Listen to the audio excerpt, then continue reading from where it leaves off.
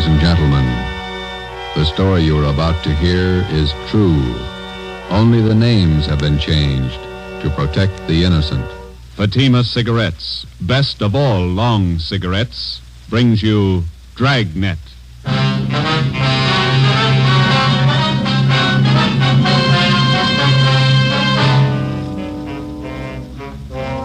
You're a detective sergeant. You're assigned to homicide detail.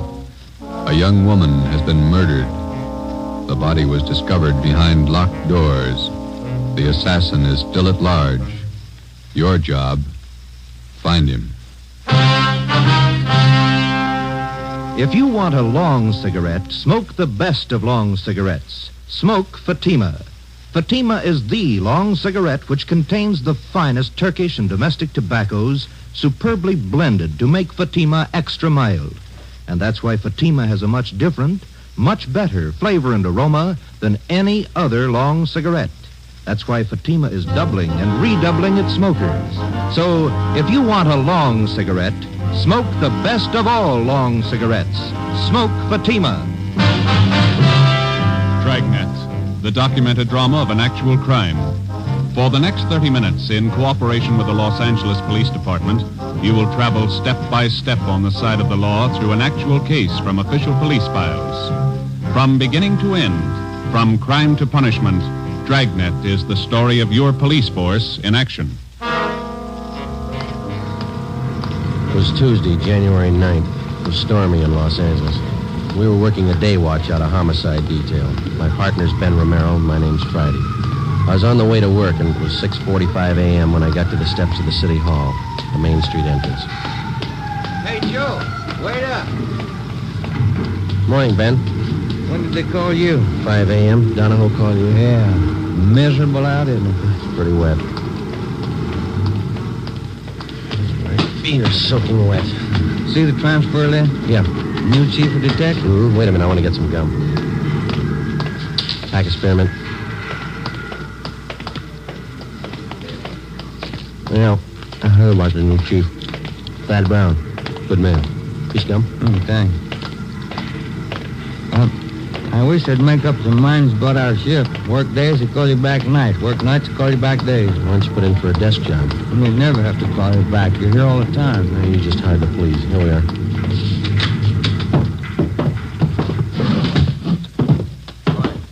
Keep what you say going. Thanks, Egan. Gentlemen, sit down. That's a great way to start off as your new chief. Call you back on a rotten morning like this. I'm glad you got the job, Thad. Yeah, congratulations, Chief. It's hard to follow a man like Ed Backstrand. Gonna need your help. You got it.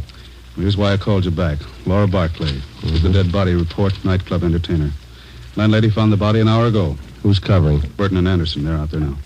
Strangled, huh? Well, the lamp cord. Still trying to figure out how the guy got in the house. Doors and windows all locked.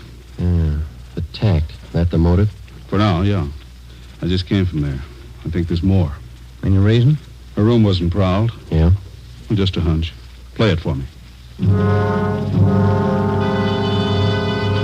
Ben and I left Thad Brown's office, picked up Lieutenant Lee Jones at the crime lab, and drove to the West Adams district, number 16 Imperial Place, where the body of Laura Barclay had been found.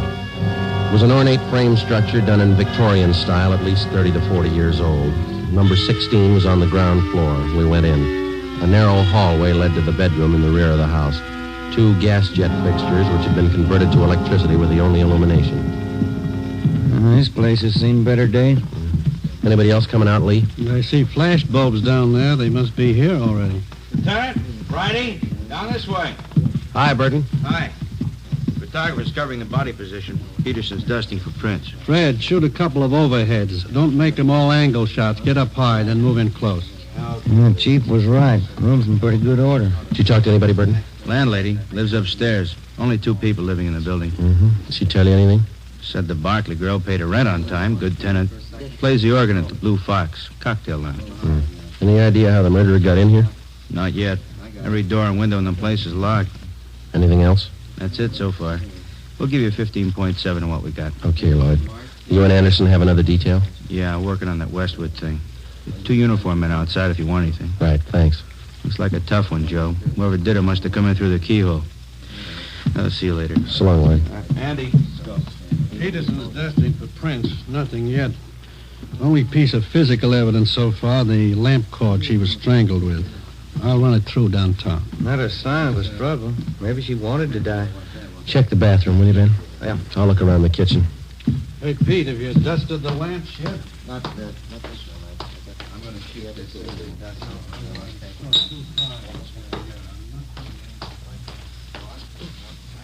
Ben, come here a minute, will you? Ben, Yeah? come in the kitchen, will you?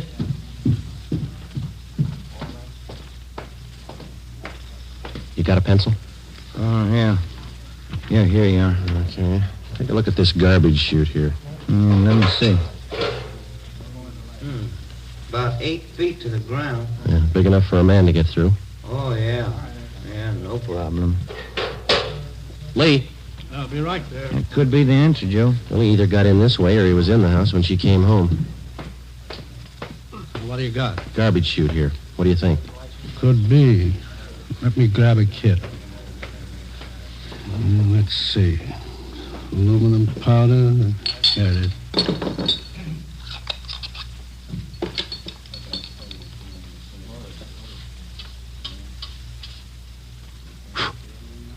No.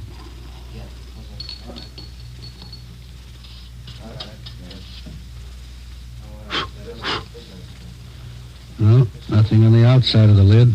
Looked pretty clean. Must have just been scrubbed. Abrasions here. Got a pencil? Here, I'll get it. Hold it up there, will you? Yeah,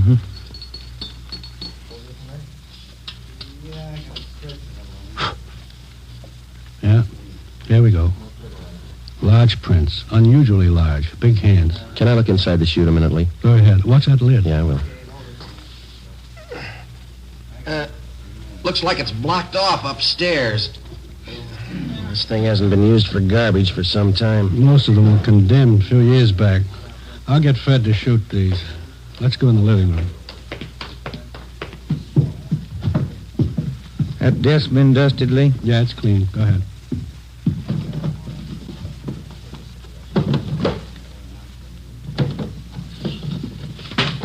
Take a look, Joe.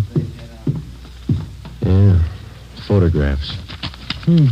Hundreds of them. All men. Yeah, all different. Lee Jones and the crime lab crew finished up and went back to Central Division. 2 uniformed officers remained on duty at the scene of the crime. Thad Brown had men sent out to canvass the neighborhood. Ben and I went upstairs and talked with the landlady, a Mrs. Emma Smith. Yes? Police officers. You Miss Smith? Yes. You're not the same officers I talked with before. No, ma'am. I wonder if we could ask you a few questions. I told the other officers everything I knew. We have to double check, Miss Smith. Who was the girl who lived in the apartment below, number 16? Laura Barkley. Is that the name she used? The mail she received, was it addressed that way? Yes, it was. Oh, she was a very good tenant, Laura. No trouble with her at all. When did she move here? Oh, about 4 or 5 years ago. I have the rent receipts. I always save receipts. Did she always live by herself? Oh, yes. That apartment rents to one person only. Did she have many visitors, friends dropping in? None that I ever saw. Pretty much to herself, Laura. The men came yesterday and took it away. What's that, ma'am? The organ. Electric one. Laura rented it from a big downtown firm. Used to practice all the time. My, it was beautiful. Yeah. In the gloaming. She used to play that for me. Mrs. Smith, when did the men come and take the organ away? Yesterday, in the afternoon, about 4:30. Was Miss Barkley at home when they came? No, she wasn't. She left me a note to let them in, so I let them in. I never allow anyone in the apartment without a note. You know the name of the company where she rented the organ? Brazier's, it was called, down on South Spring. Well, didn't you think it was unusual that Miss Barkley didn't have any friends? Now, officer, I didn't say Laura didn't have any friends. What I said was that she didn't have any friends who came to see her here. She moved here from a hotel for women. That's the reference she gave me. I see. I wonder if you could give us the address of that hotel, please. I'll write it down for you. Thank you.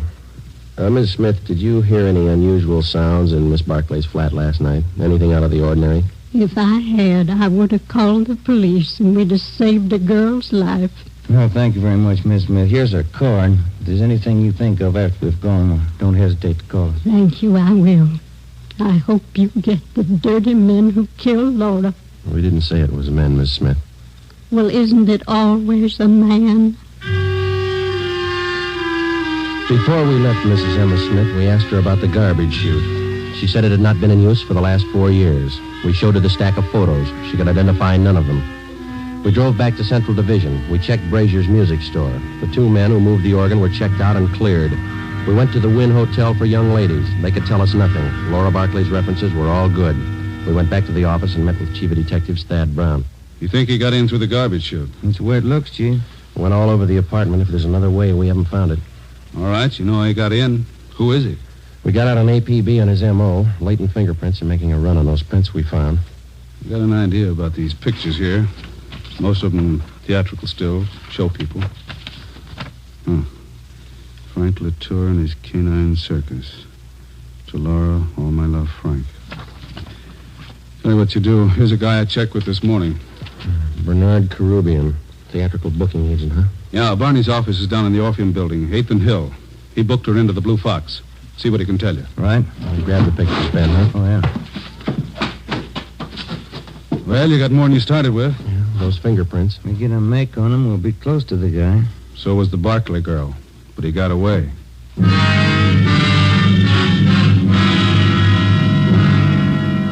I wonder if we could see Mr. Carubian. Who's calling, please? Sergeant Romero and Sergeant Friday, police officers. Oh, one moment, please. Yeah, please. 2 police officers to see you, Mr. Carubian. Sergeant Friday and Sergeant Romero, is that right? Yes, ma'am. Send him in. Go right in. Thank you. All right, let's go.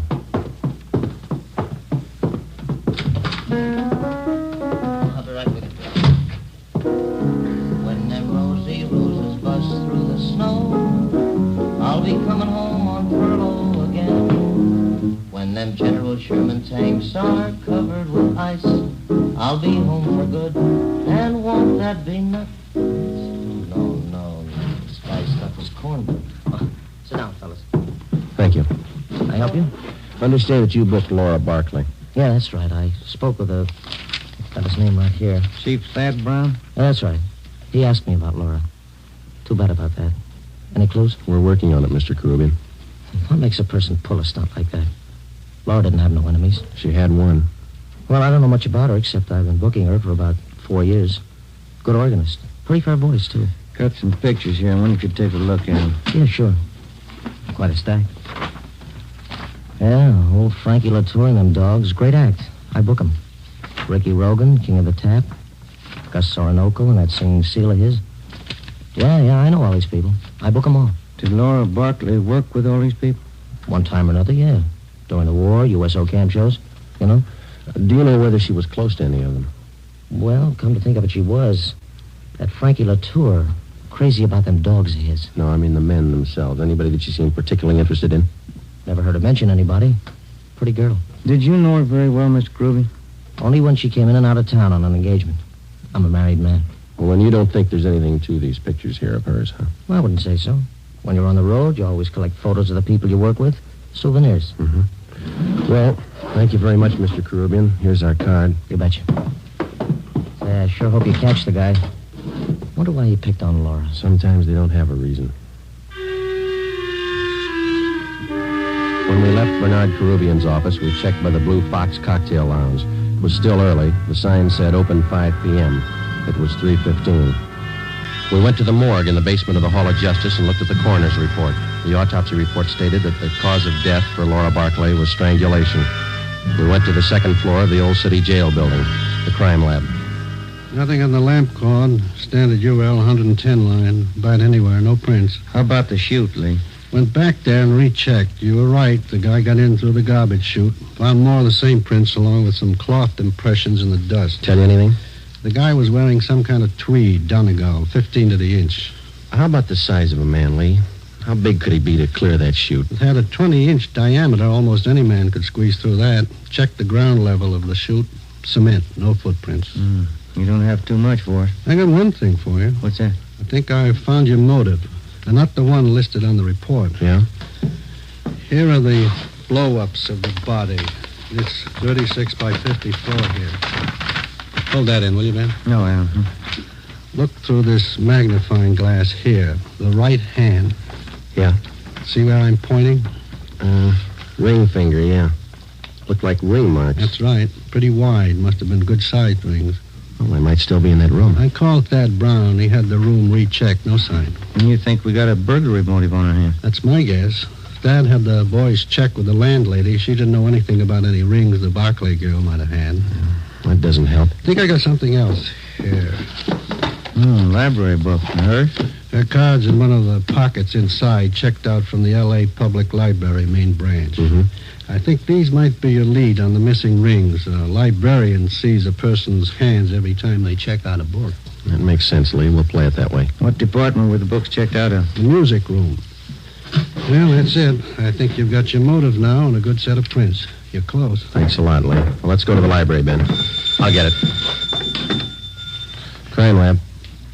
No, this is Friday. Oh. Thanks, Frank. Well, we got some motive. How do you mean? No make on those fingerprints. Nothing.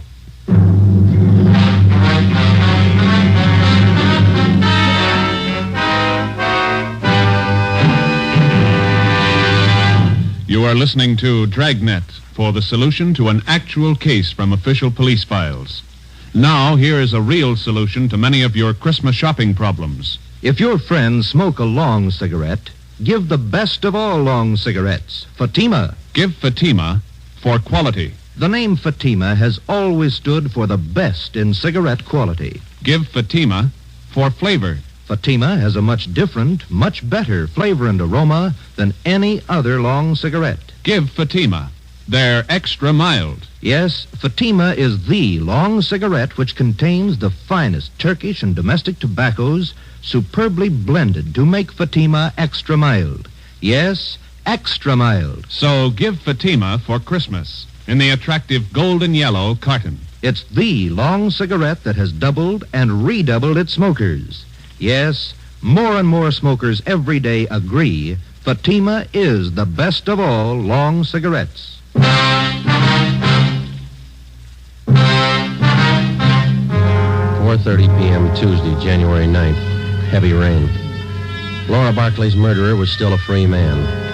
Ben and I were sure that whoever left their fingerprints on the inside of that garbage chute was the same man who murdered the Barclay girl. He had no previous record. His first crime, as far as we knew, was a killing, and the odds were all in his favor.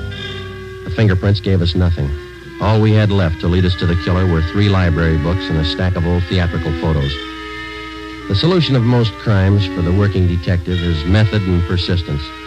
When you have clues, you work with them. When you don't, you work your way to a logical conclusion as best you can.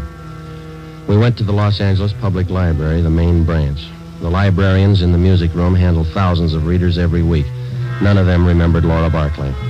We drove over to the Blue Fox Cocktail Lounge. We interviewed the manager, and he knew nothing of her personal life. We talked to Harry Schumann, the organist who had taken Laura Barclay's place. What would you like to hear, fellas? Police officers. Like to talk to you, man. How about Laura, huh? That's right.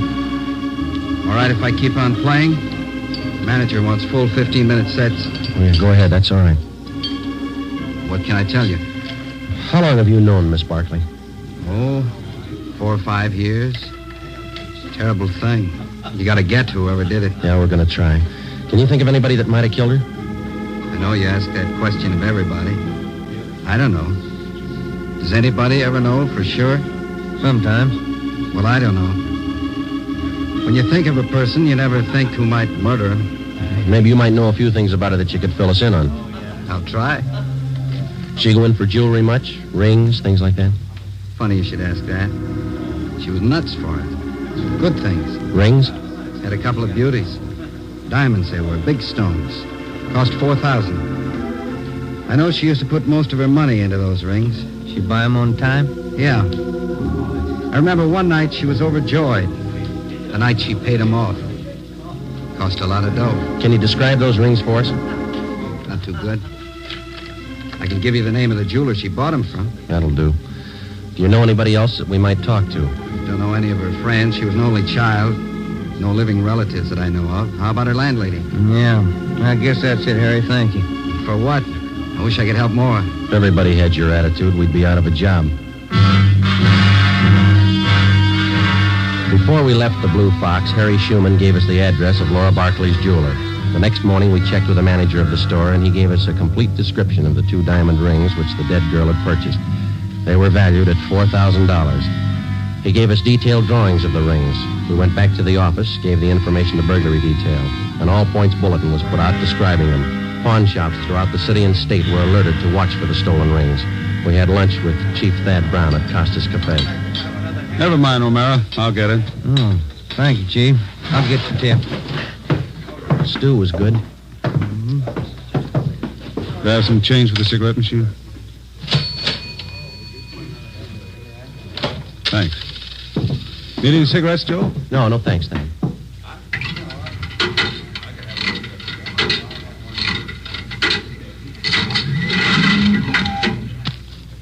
Let's go. What do you think, Thad? The description of the rings and the MO should help. They haven't turned up. Good chance he's holding on to them. Could be his first job. Probably scared. Anybody check back over the neighborhood there? Yesterday afternoon and this morning. A lot of door-to-door salesmen through that district. All been checked out. It's a dead end. Now where? If only those prints had checked out. Well, they didn't. Got a kickback from Brerett's in Sacramento on his MO. No make. We'll have to get him with what we've got. Here's the car. Sure you picked up all the loose ends? We've been back over the course 3 times. Go over it again. Keep going over it until something breaks. For the next 10 days, we retraced our steps from the room where the crime was committed throughout the neighborhood to the place where she worked, back to the same dead end. Ben and I checked and double-checked each other to make certain that neither of us had overlooked even the smallest detail of the investigation. We got no place. It was 8 a.m., January 19th. Homicide, Friday. This is Robles and burglary, Joe. Yeah, Dick. Got something for you. Job pull last night. Couple of watches, strand of pearls. How do we figure in it? His M.O. Yeah? The guy got in through the garbage chute. Besides fingerprints and photographs, one other mark by which the unknown criminal is identified is by his method of operation, his M.O. Once a thief finds a successful means of operation, he seldom changes it. In our search for Laura Barkley's murderer, we had checked our files and found no criminals at large whose practice it was to gain entrance through a garbage chute. It was reasonably safe to assume that this was the same man. It was 2 p.m., January 23rd. I was on my way back from the Record Bureau. Just had a call, Joe. Elmer Radcliffe. Informant? Yeah. Says 2 days ago he heard about some guy who was making the rounds trying to peddle a couple of diamond rings. Same ones? And he's not sure. Doesn't know what the guy looked like. Any idea where the guy is now? Hasn't been around since. Told Elmer to keep his eyes open. Oh, that's good. Come in here, you two. What do you got, Thad? This report just came down from burglary. Pawn shop down on North Main took in a watch and strand of pearls last night. Yeah? Same stuff that Rubles called you about. Yeah, I remember. Where's it tying? Same guy tried to peddle a couple of diamond rings. 10 a.m., January 25th. Thad Brown arranged to have all pawn shop detail calls concerning the suspect put through to us on extension 2521, homicide. 5 days passed. No further word. Homicide, Friday. This is George Rose. I run the Harbor Pawn Shop, 2nd and Main. Yeah, what's the matter? Man in here, trying to turn those diamond rings. The ones on the stolen property list. I can't talk now. Stall him, we'll be right down.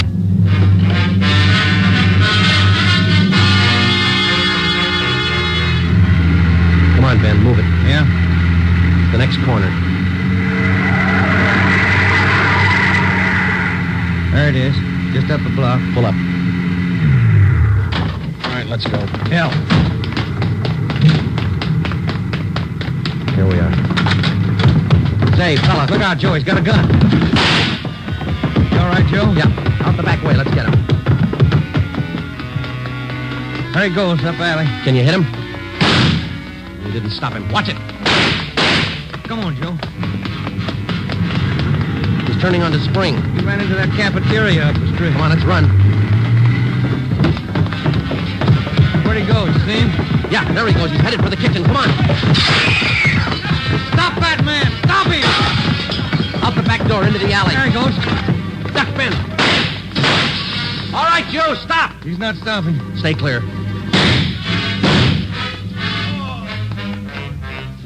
He's down. All right, come on.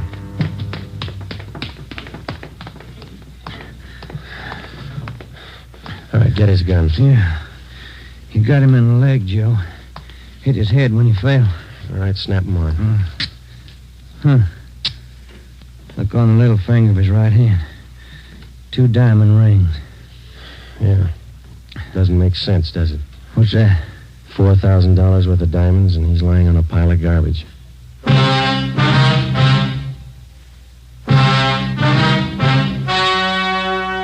The story you have just heard was true. Only the names were changed to protect the innocent. On April 2nd, 1947, trial was held in Superior Court, Department 81, City and County of Los Angeles, State of California. In a moment, the results of that trial. Now, here are authentic reports from all over the country that tell the story of Fatima's sensational increase in popularity.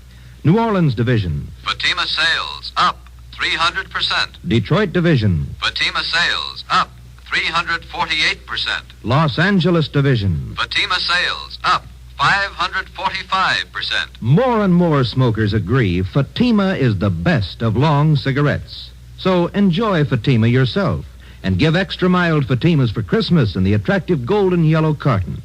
Everyone who smokes Fatima says that this great new long cigarette is the best of all long cigarettes.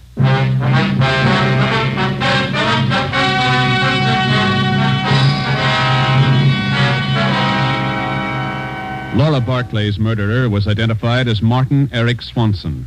He was tried and convicted of murder in the first degree. His case was fought through the Supreme Court of California and in the United States Supreme Court. In both instances, his conviction was upheld. Last Friday morning, after a delay of 5 years, Martin Eric Swanson was executed in the lethal gas chamber at the state penitentiary. You have just heard Dragnet, a new series of authentic cases from official files. Technical advice for Dragnet comes from the Office of Acting Chief of Police W.A. Wharton, Los Angeles Police Department.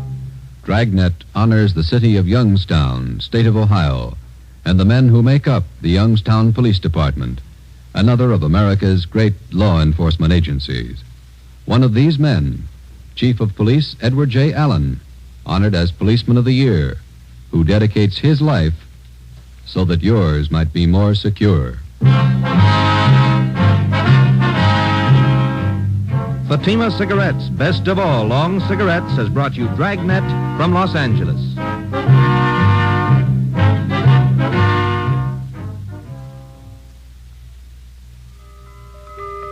This Christmas, give the gift that makes every pipe smoker happy. A Christmas humidor of mellow Granger. Granger is made just for pipes by the tried and true Wellman method. Rough cut to smoke mild and cool, and humidor packed to stay ever fresh. Yes, make this Christmas a Merry Christmas for all the pipe smokers on your list. Give them each a Christmas humidor of mellow Granger. Listen to Dragnet next week, and be sure to hear Morton Downey tonight on NBC.